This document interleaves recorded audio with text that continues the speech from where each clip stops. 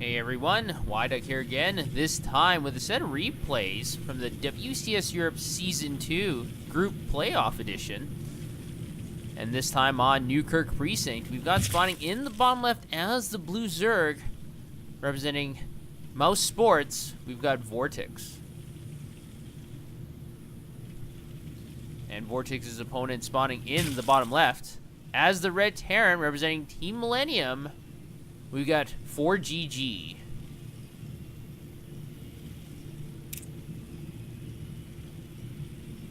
Now, it'll be interesting in this series because the playstyles are very, very different. I find Forgg is a very aggressive, timing-based sort of player. We'll have to see if he's going to be employing those sorts of tactics. He's famous for going for certain kinds of timings and then capitalizing on it. And it's kind of do or die in a lot of those situations where you either kind of succeed or you kind of don't. And if you don't succeed, the game's kind of over for you. I've seen Forgg kind of push and push and push and lose because his first timing attack didn't work out. Now, Vortix is a very good player from Spain. His brother is Lucifron, who's a very good Terran player. We'll have to see what kind of bag of tricks he has up his sleeve. It looks like he'll be going for hatchery first at the natural. Now, Forgg is saving up a lot of minerals, so it looks like it's going to be 14 CC. It's just whether or not it's on the high or low ground. And it looks like he's going to be extra greedy here. He's going to be going on the low ground. Now, he does have his own SCV on Vortix's side of the map, so he is able to scout, and he knows exactly what is going on there. But I'm not so sure about this play with the command center on the low ground. I'm not a big fan of it, simply because it is really risky. If Vortix sends a scouting drone over to Forgg's natural, that drone can pick away at that SCV, and then Forgg will have to pull more SCVs off his SCV line to deal with the drone, and it also delays the command center time. You also lose all the mining time with the SCVs. You might even lose the SCV if you don't micro well. And the other issue is that then the drone can also get into the base and see how many refineries you have. Now, in this game, it's going to be moot because the Overlord is going to be over here spotting exactly what is going on in the main. The refinery is about to finish up. There we go. 3 SCVs immediately deployed into it. The barracks is almost finished for Forgg. Now, the spawning pool is about to finish for Vortix. It's actually taking about 200 damage or so from this lone SCV, so substantial damage. That SCV has been there for quite a while, but he is now going to scoot away. And we'll have to see. I think Vortix is going to go for Zergling Speed. I don't think that's a bad choice. Zergling Speed means map control.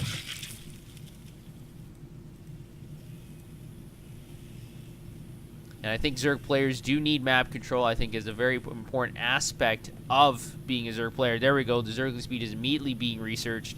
2 queens are coming out as well. So both players are stabilizing on 2 bases. Now, Vortix needs to decide because Forgg went for that early command center. Unfortunately, he doesn't even know about it. So this might be a problem for Vortix.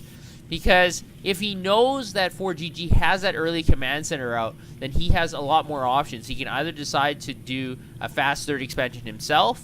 He can either go for a 2-base timing, knowing that Forgg won't have that many defensive units to defend. But because he hasn't actually seen that command center, I mean, he can probably naturally assume because he didn't see anything in the main.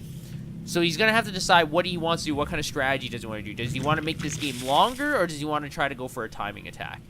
And currently, I'm not seeing... Well, I'm seeing a lot of droning up, so this kind of suggests to me that he's going to be going for a third. Because if he was using the larvae for Zerglings, or he put down a Baneling's nest, it would suggest a timing attack. But there we go, the third is going to be coming up. And one of the ways that you can tell what a Zerg player is thinking is how much larvae is out. If there's lots of larvae out, that means that he's planning to use them for one huge sort of burst of units. But if he's using them all for drones, obviously, he's going to be expanding to a 3rd base. So Forgg does have his wall up with the supply depots completed at the natural. He's also getting 2 more barracks. The location of these buildings is a little bit strange. Generally, you build your barracks in your main. But I guess it's because he's afraid of Overlord scouting. So that is very good intuition from Forgg. 2 Marines are going to be firing down on that Overlord. Look how many eyes he has. And pop. Ugh. That's pretty gross. Anyways, quite a bit of blood. No entrails or anything. We do have Stimpack on the way. And the most lovable unit for 4GG are the Hellions. There are 3 out on the map currently. Now, Vortix needs to get that creep spread out a bit more. Otherwise, it will be very difficult for his queens to protect against the Hellion harass if he really wants to mine from this base. We do have double evolution chambers going down, as well as a Baneling's nest. Now, I'm a little bit curious once again about this evolution chamber placement. Generally, you want to place it here just in case Hellions want to run up this ramp, because there aren't that many defenses here. If 4GG goes around the north side, he might be able to run up into the natural. Now, the Zerglings have been sent out to scout around, so 4GG's chance looks like is closing. And 4GG just ran into those queens, so he is going to pull back. But generally, I like the evolution chambers here to block those sorts of Hellions harass. Now, it looks like these 4 drones are going to be sacrificed. The Hellions only going for 1 shot and then back away. Very interesting move. And there we go. The queens are in place, so those Hellions will not be able to do that much more damage. We have 1-1 on the way from Vortex. We don't have engineering bays out for 4GG. So, it looks like 4GG's units will have the upgrade disadvantage. And if this game goes really long, generally Terran players do get the upgrade advantage back when the Zerg player has to upgrade to Hive. Sometimes Zerg players don't. They stay on Lair Tech for too long, and then they're stuck on 2-2. But we don't even have engineering bays being constructed yet. So 4GG, I don't know if he wants to finish this game right away, but we don't have any engineering bays. He's not going mech because he has 3 barracks out with reactors. It looks like he's just going to be going for a timing attack before 1-1 finishes for our Zerg player. Now, if 1-1 finishes for Vortex, the units for Vortex are going to be that much stronger against 4GG's Marines and Hellion combination here. Now, we do have a few Widow Mines in the composition. Well, the 3rd command center is being constructed. Combat Shields is not finished yet either, but we do have Stimpack, and we also do have Medivacs, and that is much more important than Combat Shields. So the Widow Mines are getting ready, and here comes the rush. All the Banelings are coming in here. Now, they are going to get picked off. Not very good connections, or not at all. The Widow Mine got 10 kills and 11 on the other, so 4GG is doing significant damage with the Widow Mines, and now this 3rd base is under attack. The Zerglings are going to rush in here. The Banelings are behind this, but they are getting focused out. Now, a lot of Marines do go down. Great connections from the Banelings, but there's not that many Zerglings or Banelings left. And now the extractor is going to go down. The 3rd is under fire. All the drones are being pulled off that mineral line. More Banelings are scuttling in here. Are they going to be able to get good connections? The Marines are rushing back.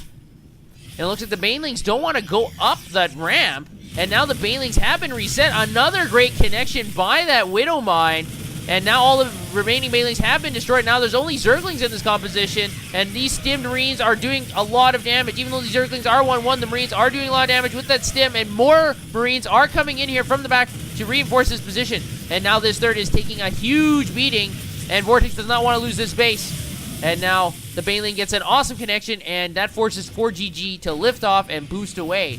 Now, 4GG does have about 20 supply advantage. But remember that Vortex does have the upgrade advantage, so that's going to make his Zerglings a lot better against those Stim Marines. Now, mines are burying themselves again, and the Widow Mine does get a great connection on all those Banelings. Now, we do have 3 more warping in the back, and 4 more are coming in here, but are they going to be able to get the good connections they need on these Marines?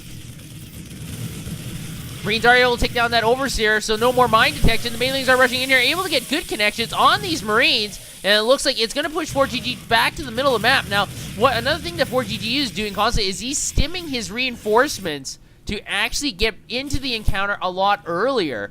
Now, that will bring his units in earlier, but the problem is that also makes the units a lot weaker, and the Medivacs have to heal them, and the Medivacs don't have that much energy, so we'll have to see if that continues. This Widow Mine is going to get another connection here. It looks like there are no Overseers. There we go, kills another 3 Zerglings. Now, this Widow Mine only got 1 Zergling kill in addition to what he had before, so this is 1 lazy Widow Mine. And actually, the supplies are evening out. So Vortex has successfully defended his 3rd base, at least for now. It is bleeding a lot. You know, fountains of blood. But still, it is here. And that is very good for Vortex. And now, 4GG is getting 1-1 upgrades. But we do have Mutalisk coming in. And I don't think 4GG has seen this. And with that 4th hatchery up as well for Vortix, he's in a pretty good position here, able to deflect that attack. And now with Mutalisk that can harass, because there are no missile turrets in any of the bases. And it looks like the Mutalisks are going to queue in on that fact. 2-2 is on the way as well.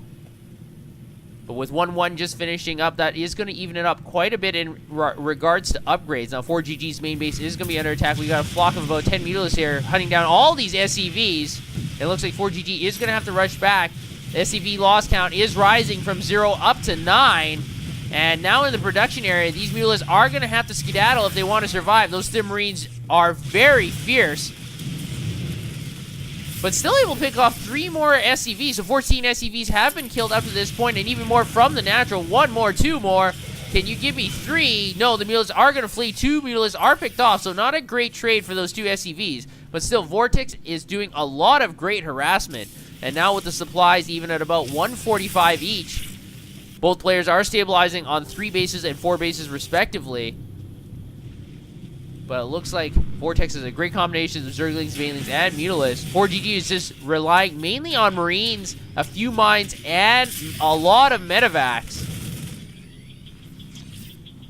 You might want to transition to Marauders, because Marauders are very good against Banelings, at least in regards to absorbing damage. But we don't have any Marauders in this composition. 4GG is going to push across the map. At the same time, it looks like Vortix is going to go for more harassment. This lone missile turret is not going to provide much of a defense. One of the Mutalisks do go down, but the SCVs are falling left and right. And Vortix is going to have to make a decision here. It looks like he is going to retreat as 4GG is encroaching on that creep. Great scans and great creep tumor cleanup.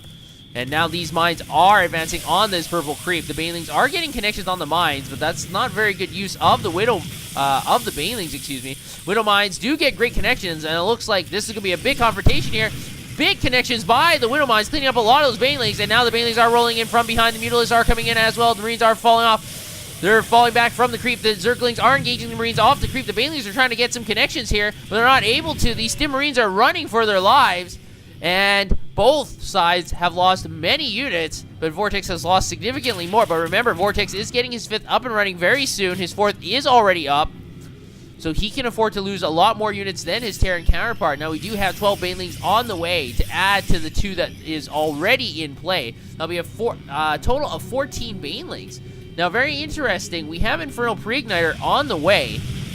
Now, Vortix is harassing the main base again, picking away at these stray supply depots, and also these SCVs, and creating a lot of havoc in the main base. So, good hit and run tactic by Vortix.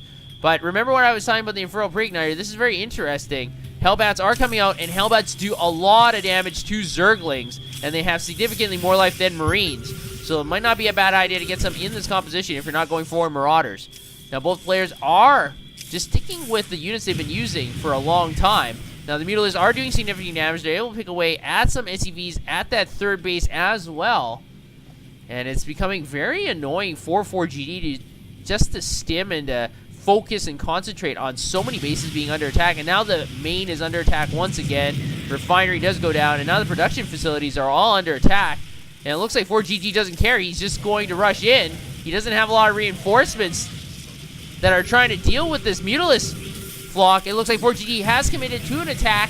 The Banelings are rolling in here. The Banelings are taking out a lot of Marines. Look at how many Marines are taking out. About 25 are taken out in just a few moments. And the supplies have dropped significantly for our Terran player. Resources lost is evening up quite drastically. And it looks like all 4GG has on the production tab are more Marines. But these Mutalisks are just eating up the production facilities. And 4GG's production is going to fall horrifically so, and it looks like 4GG might try to go for a base trade, but remember, there is a 60 supply advantage, but 4GG is going to tap out. So, great play by Vortix, just noticing that there weren't that many reinforcements, not that many missile turrets in the main by the production facilities, and 4GG was caught out in the middle of the map, and he decided to just go for a base trade, try to force the Mutalisks to come back home, but unfortunately, he wasn't able to do that. So Vortix is going to take game 1 of this best of 3. We'll have to see in the next game if 4GG can bounce back or whether or not this is going to be a very quick series. So I'll see you guys there.